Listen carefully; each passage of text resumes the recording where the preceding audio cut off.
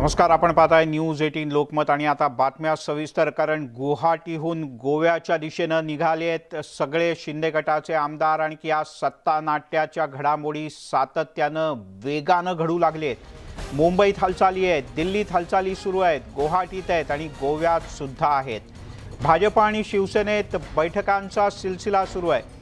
भाजपच्या बैठका या विरोधी पक्षनेते देवेंद्र फडणवीस यांच्या निवासस्थानी होत आहेत, तर शिवसेनेच्या बैठका मातोश्री या शिवसेनेचे पक्षप्रमुख उद्धव ठाकरे यांच्या घरी. प्रत्येक जण सिंहासनावर हक्क गाजवण्याच्या प्रयत्नात आहे. दरम्यान श्रीकांत शिंदे शिवसेनेचे खासदार हे यांनी एक मोठी कार रॅली काढून शक्ती प्रदर्शन करणार असल्याचं जाहीर केलं आहे. तर तिकडे आज संध्याकाळी 5 वाजता राज्य मंत्रिमंडळाची एक बैठक होणार आहे. कदाचित महाविकास आघाडी सरकारची ही शेवटची मंत्रिमंडळ बैठक असण्याची शक्यता नाकारता येत नाही. त्यामुळे सगळ्या घडामोडींना अतिशय वेग आलेला आहे. सत्ता संघर्षाची लढाई आता आर या पार इथपर्यंत येऊन पोहोचले. शिंदे गट गुवाहाटीतून आता काही क्षणांमध्ये गोव्याच्या दिशेने निघेल, तर इकडे मुंबईत मातोश्री या शिवसेनेचे पक्षप्रमुख उद्धव ठाकरे यांच्या निवासस्थानी एका पाठोपाठ एक बैठकांचा सिलसिला सुरू आहे. प्रशांत बाग आणि स्वाती लोखंडे आपले प्रतिनिधी आपल्या सोबत जोडले गेलेत. प्रशांत आणि स्वाती, स्वागत आहे. प्रशांत, सगळ्यात आधी काय महत्त्वाच्या अपडेट्स आहेत तुझ्याकडे? मिलिंद, मातोश्रीवर म्हणजे ज्या पद्धतीने उद्या फ्लोअर टेस्ट करायचे आदेश राज्यपाल भगतसिंग कोश्यारी यांनी दिलेले, या तेव्हापासूनच सगळ्यात महत्त्वाच्या घडामोडींना वेग आलाय. म्हणजे शिवसेनेचं जे सगळ्यात मोठं केंद्रबिंदू आहे मातोश्री, पक्षप्रमुख उद्धव ठाकरे यांचं निवासस्थान, या ठिकाणी सकाळपासूनच 4 खासदार, 2 मंत्री, अनेक आमदार यांच्यासोबत सातत्यानं बैठका सुरू आहे.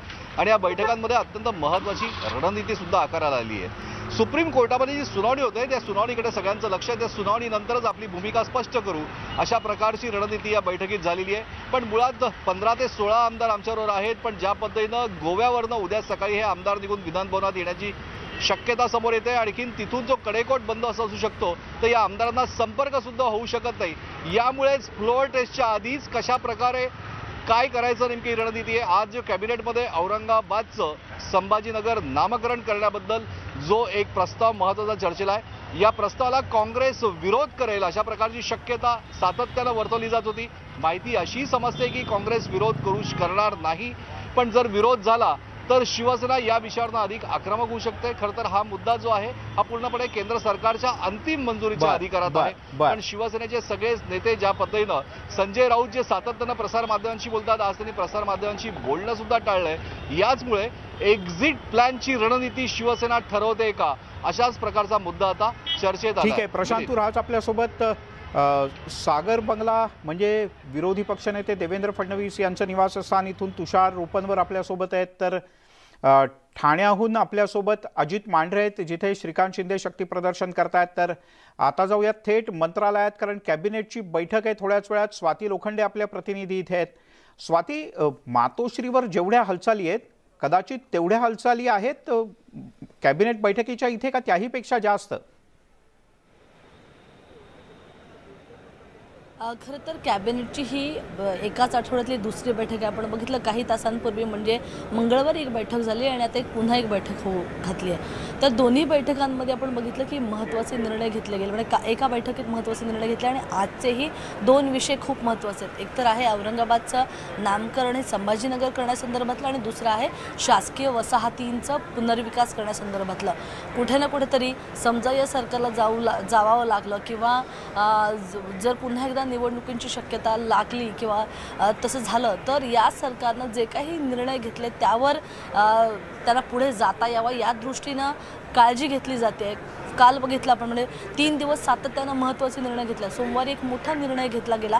कॅबिनेटची भलेही बैठक नसेल पण एक मोठा निर्णय घेतला. पोलिसांना जी घरं दिली जाणार आहे ती 50 लाखांच्या ऐवजी थेट अर्ध्या किमतीमध्ये, म्हणजे 25 लाखामध्ये त्यांना स्वतःची घरं मिळणार आहेत. दुसऱ्या दिवशी निर्णय जो झाला तो झाला या जे काही कॉन्स्टेबल किंवा पोलीस भरती आहेत त्या पोलीस भरतीला सुरू करण्यासंदर्भातला निर्णय झाला.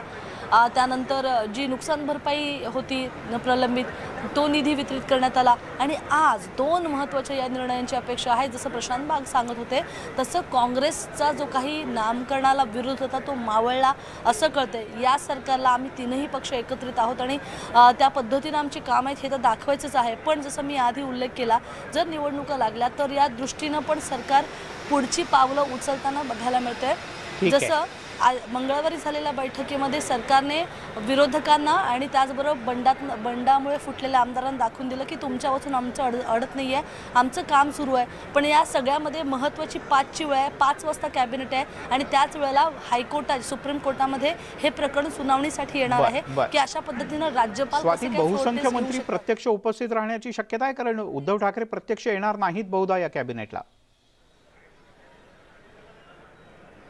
उद्धव ठाकरे अजित पवार साहजिकच आहे हे बैठकीला नसतील, त्याचबरोबर छगन भुजबळ बैठकीला प्रत्यक्षात नसतील पण ते ऑनलाईन प्रणालीद्वारे असतील। आणि या बैठकीमध्ये या 2 विषयांव्यतिरिक्त महत्त्वाचा एक विषय तो म्हणजे सुप्रीम कोर्टामधली सुनावणी। त्यामुळे ही बैठक सुरू होण्याआधी कदाचित असंही होऊ शकतं या सुनावणीसाठी सगळे मंत्री एकत्र कॅबिनेटमध्ये जमतील आणि या सुनावणीकडे लक्ष असेल आणि त्या संदर्भातले अपडेट्स ते घेत असतील। त्यामुळे आजची कॅबिनेट बैठक ही सर्वार्थानं निर्णय घेण्याच्या दृष्टीनं आणि या सरकारच्या भवितव्याच्या दृष्टीनं ही खूप महत्त्वाची आहे। ठीक आहे स्वाती, तू राहाच आपल्यासोबत। कॅबिनेट आजची अत्यंत महत्त्वाची आहे। काही मोठे निर्णय होतात का? प्रत्यक्ष राजीनाम्याची वेळ येते, सुप्रीम कोर्टात काय होतं, प्रत्येक क्षणाची धाकधूक वाढलेली आहे। तिकडे तुषार उपनवर आणि अजित मांढरे आपल्यासोबत जोडले गेलेत। अजित, मोठं शक्ती प्रदर्शन ठाण्यात समर्थनाचं का स्वागताचं?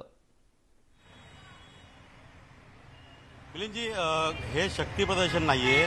आपल्याला माहिती की जेव्हा एकनाथ शिंदे यांनी असा निर्णय घेतला आणि ज्या पद्धतीनं सगळे शिवसैनिक जे आहेत त्यांना जोडले जात आहेत, या पद्धतीनं बरेचसे म्हणजे आता खासदार डॉक्टर श्रीकांत एकनाथ शिंदे ते त्यांच्या घरीच आहेत आणि मी तुम्हाला दाखवतो की अशा पद्धतीनं त्यांच्या संपूर्ण मतदारसंघातील लोक जे आहेत त्यांना भेटायला येत आहेत।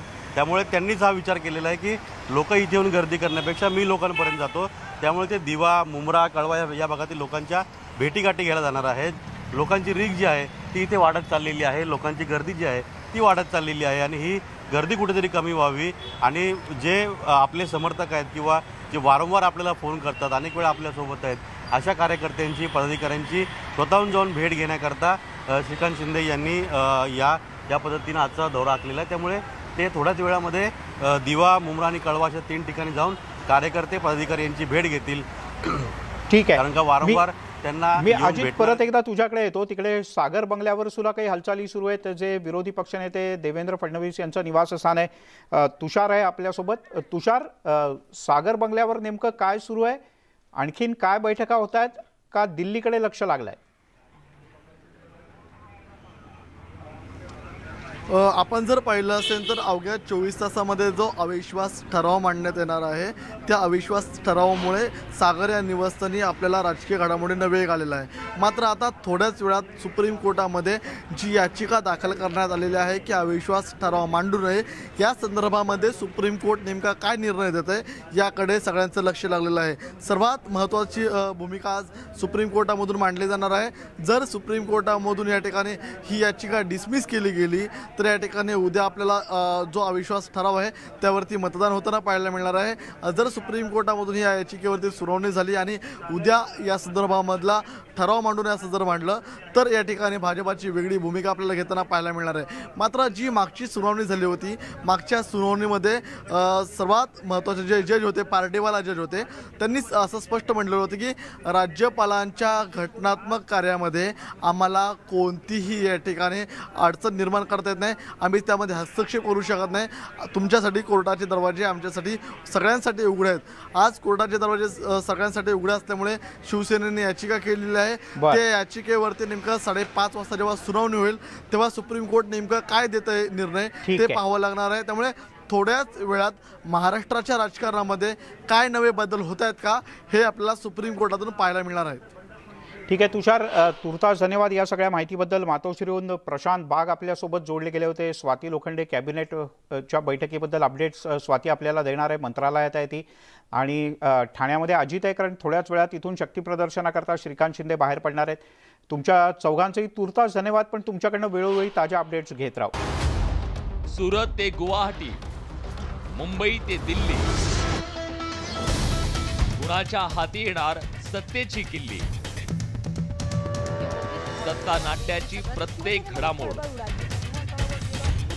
सर्वात आधी फक्त न्यूज 18 लोकमतवर.